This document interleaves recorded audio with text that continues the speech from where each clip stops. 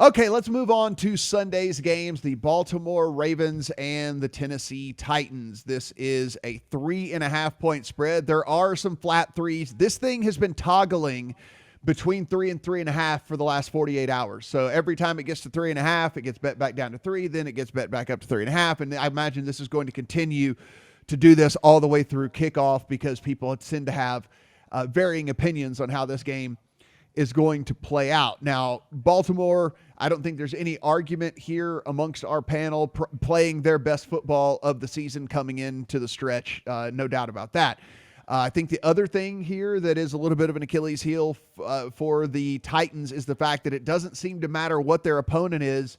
That opponent is able to move the ball and score and put up points and get yardage on this defense. This defense has been absolutely putrid, and that's why you're probably looking at this spread sitting as high as it is. Brad, 3.5 as we sit right now in favor of the Ravens. We have a total of 54.5. So not just our biggest total, but our biggest total by a lot.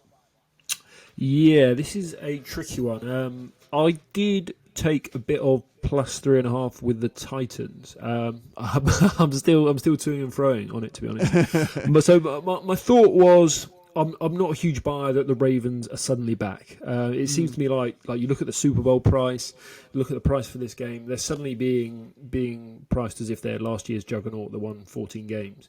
But they've beaten up the Bengals, the Jags, the Cowboys, and the Browns, whose defense we'll get into later, but is terrible as well. And I'm just not convinced that they're suddenly back. Matchup wise, I also think Tennessee, you beat Tennessee by passing the ball, which again is not necessarily the strength of the Ravens. And then conversely, when Tennessee have the ball, the strength of the Ravens defense is those three corners, and Tennessee wants to run the ball. So maybe they match up nicely, but there is also arguments for the Ravens, which we can let Brett get into or come back to me in a sec.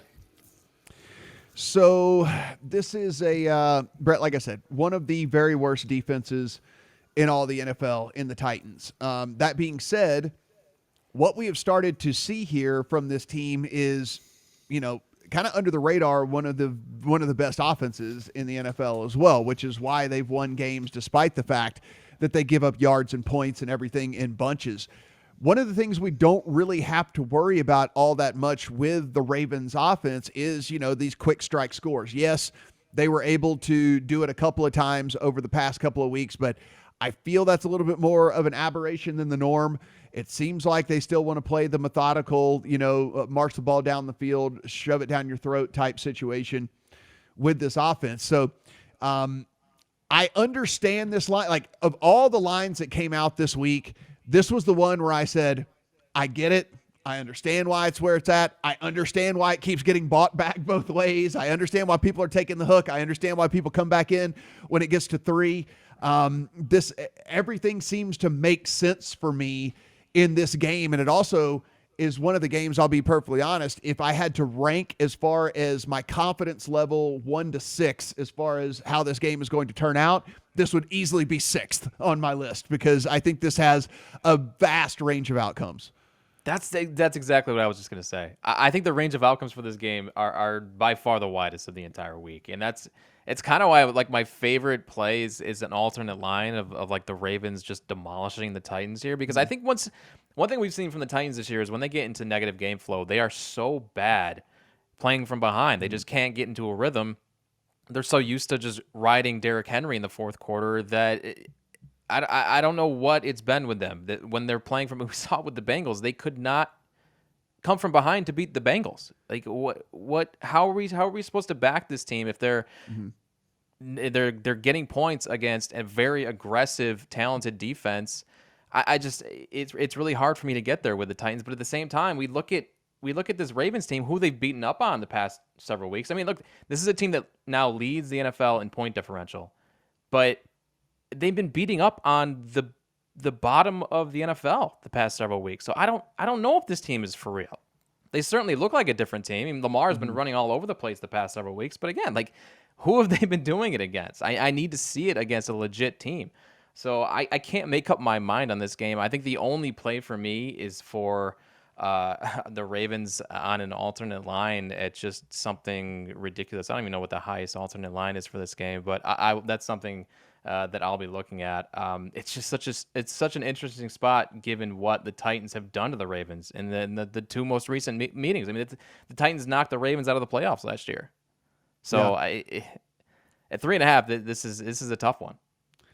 Brad, 54.5 is a total in this thing, and people are going to say, what do you mean? These are two of the most run-heavy teams in all of the NFL. How in the hell are we getting a 54.5 total in this thing? And I think one of the deals that we can kind of look at is when we kind of look at the advanced statistics a little bit more is the fact, well, we know what Tennessee's offense wants to be about, and if there is a little bit of an Achilles heel for this Baltimore defense, it would be the run game. They're actually 24th in explosive runs allowed in the league, where Derrick Henry gets as many of those or more than those than anybody in the entire NFL.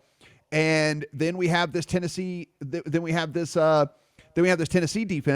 that, yeah, Baltimore wants to run the ball, and we get that they want to run the ball, but you can do whatever you want against this Tennessee defense. It's pathetic in pretty much every single aspect here.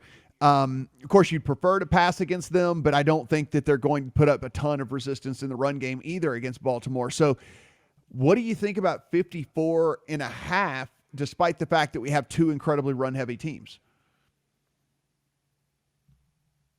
Sorry, I really don't know what to do with it, to be honest. I think on Brett's point, I think whoever gets ahead is probably going to win the game.